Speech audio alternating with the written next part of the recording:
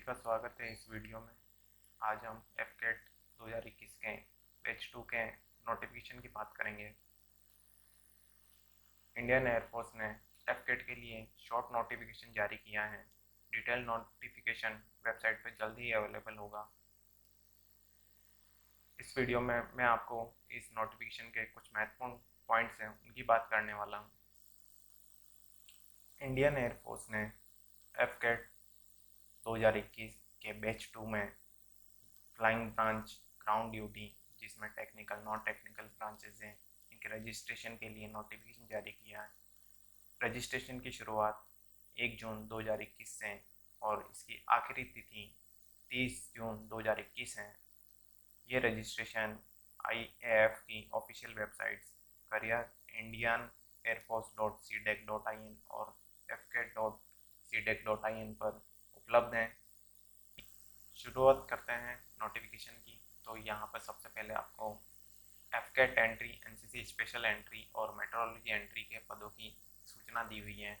इसमें मैन और वुमेन दोनों के लिए पद दिए गए हैं और नोट लिखा गया है कि इंडियन एयरफोर्स इन पदों में कभी भी बदलाव कर सकता है।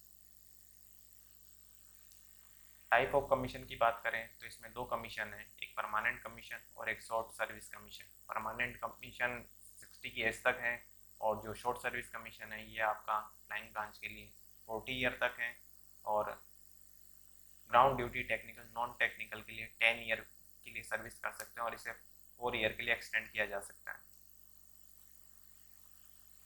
एज की बात करें तो फ्लाइंग ब्रांच के लिए 20 से 24 वर्ष आयु निर्धारित की गई है। इस आयु की गणना आपको 1 जुलाई 2022 से करनी है। मतलब यदि आपका डेट ऑफ बर्थ 2 जुलाई 1998 से 1 जुलाई 2002 के मध्य है तो आप आवेदन कर सकते हैं। यदि आपके पास DGCA का पायलट लाइसेंस है तो आप 26 वर्ष तक आप अप्लाई कर सकते हैं। ग्राउंड ड्यूटी की बात करें तो टेक्निकल नॉन टेक्निकल दोनों के लिए 20 से 26 वर्ष आयु निर्धारित की गई है। इसकी गणना भी आपको 1 जुलाई 2022 से करनी है, यानी आपकी डेट ऑफ बर्थ 2 जुलाई 1996 से 1 जुलाई 2002 के मध्य होनी चाहिए। नोटिफिकेशन की बात करें तो ये एक शॉर्ट नोटिफिकेशन है और डिटेल नोटिफिकेशन आपको इनकी ऑफिशियल वेबसाइट पर जल्दी अवेलेबल करा दिया जाएगा। फिजिकल, मेडिकल और एजुकेशनल क्वालिफिकेशन की बात करें तो इसकी डिटेल भी आपको डिटेल नोटिफिकेशन में मिलेगी। अभी एजुकेशन की बात करें तो ग्रेजुएट लेवल के अभ्यर्थी इसके लिए आवेदन कर सकते हैं। ट्रेनिंग की बात करें तो इसकी ट्रेनिंग हैदराबाद में की जाएगी। यह बैच जुलाई 2022 से शुरू होगा। ट्रेनिंग ड्यूरेशन की बात करें तो फ्लाइंग और ग्राउंड ड्यूटी जिसमें टेक्निकल ब्रांच उपलब्ध है वो 74 वीक की होगी और ग्राउंड ड्यूटी नॉन टेक्निकल के लिए 52 वीक के लिए ट्रेनिंग दी जाएगी। ध्यान रखिए, ज्वाइनिंग के समय आपको पैन कार्ड और किसी भी नेशनलाइज्ड बैंक यानी राष्ट्रीयकृत बैंक जैसे SBI, BOB में आपका खाता होना चाहिए। फॉर्म के लिए रजिस्ट्रेशन करते समय आधार कार्ड कंपलसरी है। सैलरी की बात करें तो IAF यानी इंडियन एयरफोर्स इसके लिए 7th पे कमीशन के तहत सैलरी, इंश्योरेंस और अदर अलाउंस देगा। अब कुछ इम्पोर्टेंट इंस्ट्रक्शन दिए हुए हैं, जैसे कि यदि आप एफकेट के लिए आवेदन कर रहे हैं और साथ में आप एनसीसी स्पेशल एंट्री के लिए और मेट्रोलॉजी एंट्री के लिए भी आवेदन कर रहे हैं तो आपको एक बार रजिस्ट्रेशन करना है और अलग अलग फॉर्म भरने हैं। दूसरा, इसमें बॉडी पर टैटू अलाउ नहीं है।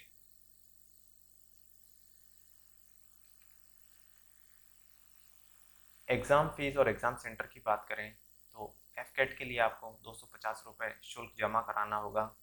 यदि आप एनसीसी स्पेशल एंट्री या फिर मेट्रोलॉजी एंट्री के लिए आवेदन कर रहे हैं तो आपको फीस का भुगतान नहीं करना है।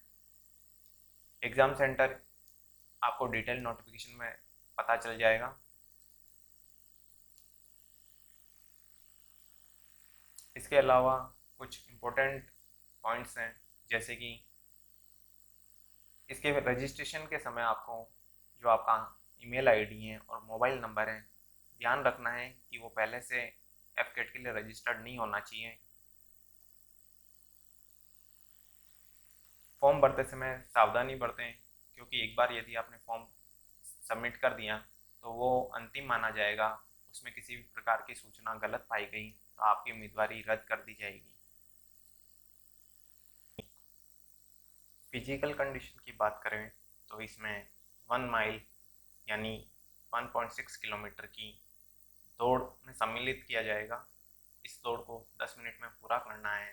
साथ में आपको 10 पुशअप्स और 3 चिन अप्स भी पूरे करने हैं। एफकेट के संबंध में यदि आपको कोई समस्या है, ऑनलाइन आवेदन करते समय कोई समस्या है, तो इस नोटिफिकेशन में कुछ नंबर दिए हुए हैं, साथ में एक ईमेल आईडी भी दिया गया है। इन नंबर पर कांटेक्ट करके आप अपने सवाल पूछ सकते हैं। वीडियो देखने के लिए धन्यवाद।